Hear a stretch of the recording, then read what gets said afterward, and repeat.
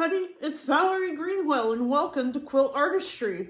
Today I'm going to be working with another Sweet Dreams project pattern. Today's project is the Zen Christmas tree skirt. This pattern came out a couple years ago, so if you're a Sweet Dreams Crown Jewel Club member, you should already have this in your collection.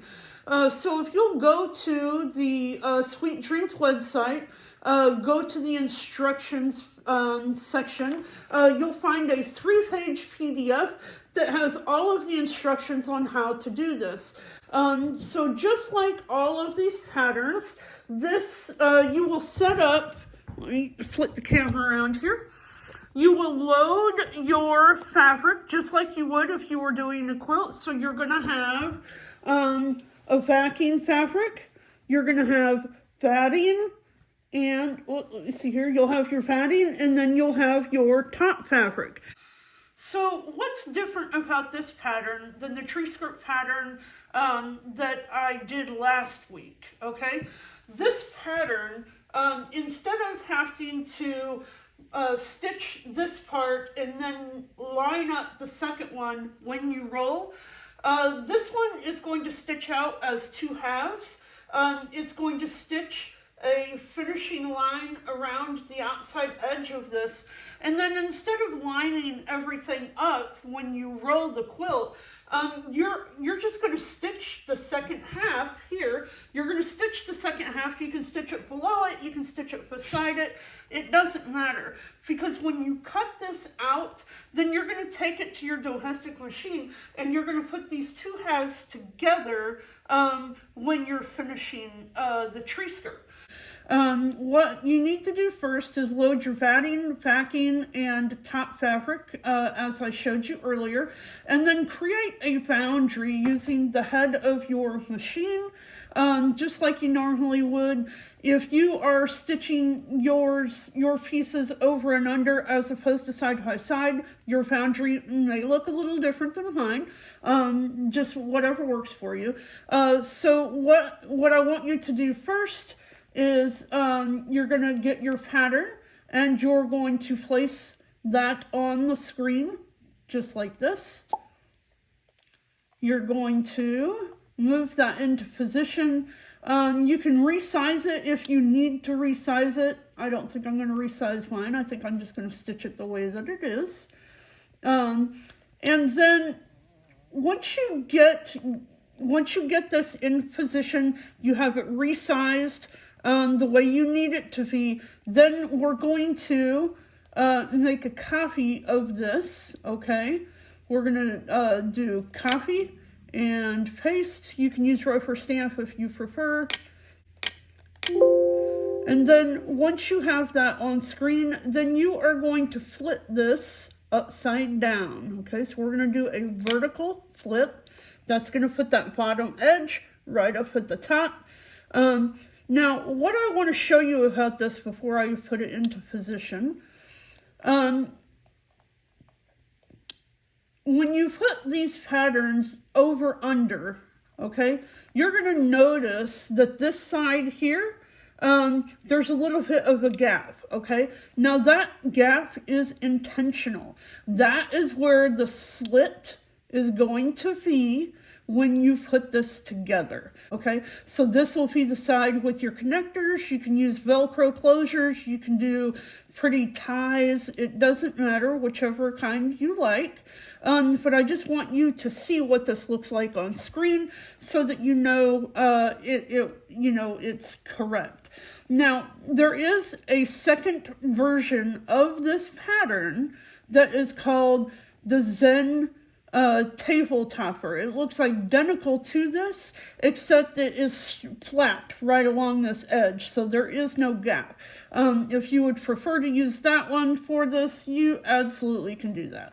Okay, so you're going to pick this pattern up and you're going to put it, for me, I'm locating it right beside, because this is the space that I have to work with.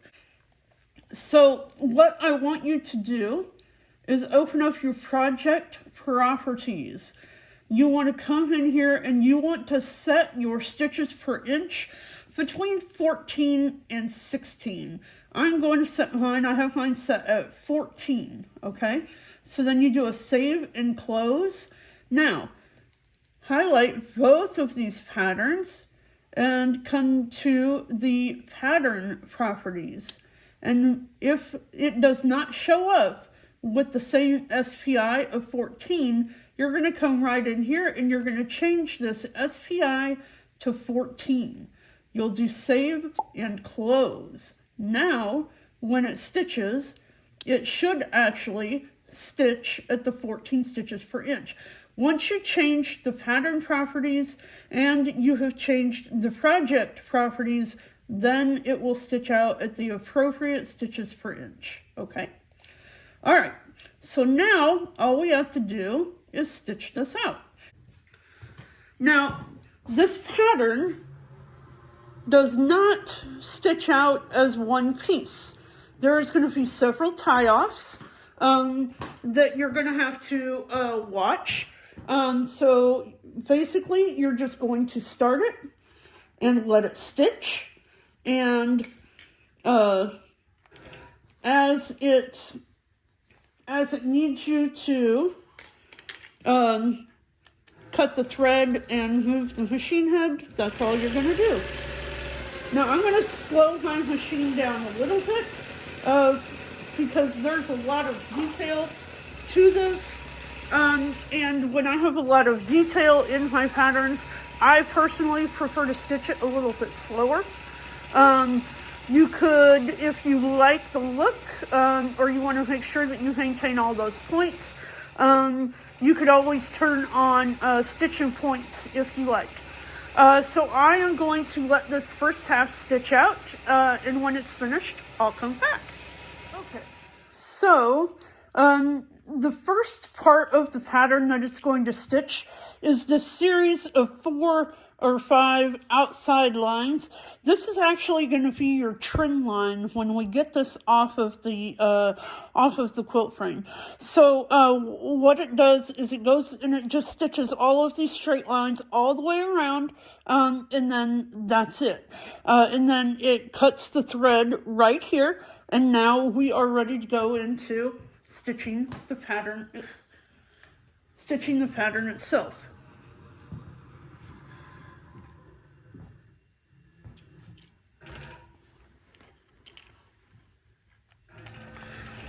And like I said, there's going to be a series of starts and stops with these threads.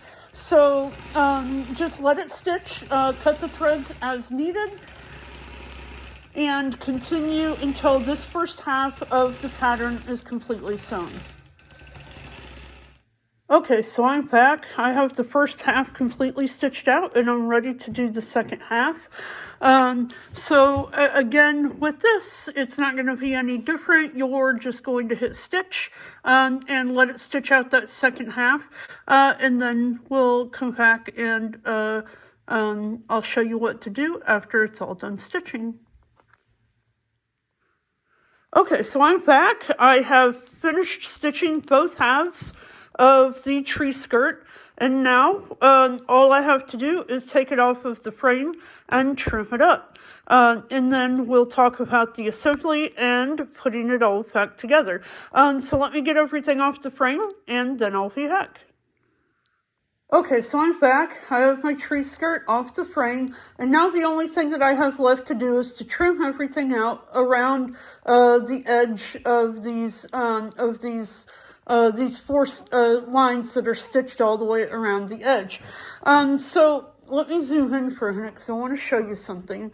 Okay, so you can see I had a little bit of overstitching here where the pattern stitched into these 4 trim lines.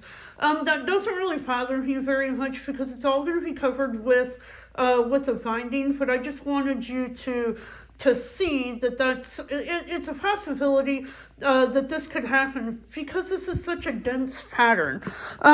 So anyway, you're going to get your rotary cutter and you're going to come in and you're going to trim right along the edge of all of these lines all the way around. And this should separate your tree skirt into 2 halves. You should have 2 of these, and you're going to trim them both out all along these lines. And then when we are finished, you're going to sew them together on this seam line here. So let me get this trimmed up, and then I'll be back. Okay, so I'm back. I have everything all trimmed and laid out on my table. And let me see here. Okay, let me show you. So on this, you can see that I have trimmed right along the edge of that outside stitched line, of that 4th stitched line.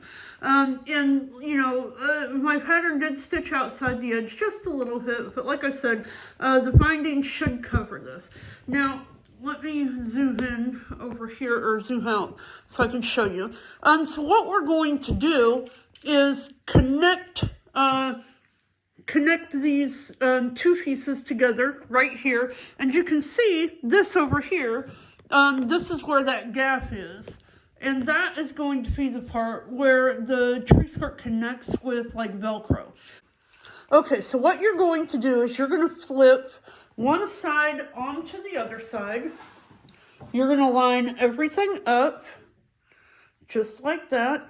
And we're going to pin this together right here. Okay, let's see here. Okay, so we're going to pin this together right along this line. I want to make sure that these corners here are aligned. And I'm just going to put a couple pins in to hold it in place. And then I'm going to take this to the domestic machine and stitch it down.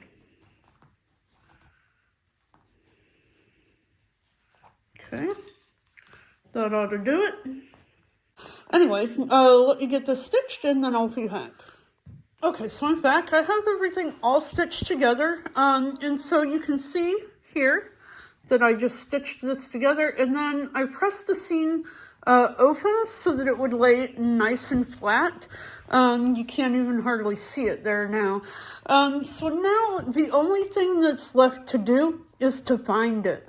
And what I recommend for this, because we do have these scallops in the curves all the way around, and then again in here we've got this little tiny inside circle.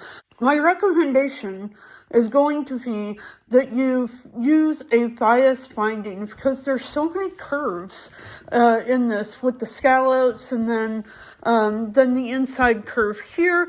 It's going to make that binding lay a lot flatter, and it's going to go on a lot easier if you use a bias binding.